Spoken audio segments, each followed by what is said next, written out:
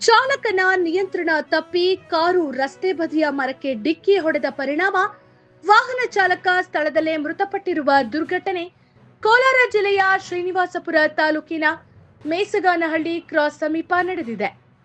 ಮೃತರನ್ನ ಚಿಂತಾಮಣಿ ಪಟ್ಟಣದ ಉಮೇಶ್ ಎಂದು ಗುರುತಿಸಲಾಗಿದೆ.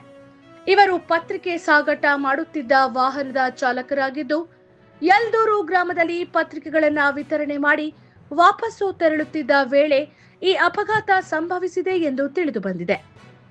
ಅಪಘಾತದ ತೀವ್ರತೆಗೆ ವಾಹನ ಸಂಪೂರ್ಣ ಜಖಂಗೊಂಡಿದ್ದು, ಸ್ಥಳೀಯರು ತಕ್ಷಣ ನೆರವಿಗೆ ಧಾವಿಸಿದ್ದಾರೆ. ಆದರೆ ಅಷ್ಟರಲ್ಲೇ ಚಾಲಕ ಮೃತಪಟ್ಟಿರುವುದಾಗಿ ತಿಳಿದು ಬಂದಿದೆ. ಘಟನೆ ಸಂಬಂಧ ಶ್ರೀನಿವಾಸಪುರ ಪೊಲೀಸ್ ಠಾಣೆ ವ್ಯಾಪ್ತಿಯಲ್ಲಿ ಪ್ರಕರಣ ದಾಖಲಾಗಿದ್ದು, ಪೊಲೀಸರು ಸ್ಥಳಕ್ಕೆ ಭೇಟಿ ನೀಡಿ ಪರಿಶೀಲನೆ ನಡೆಸಿ ಮುಂದಿನ ತನಿಖೆ ಕೈಗೊಂಡಿದ್ದಾರೆ.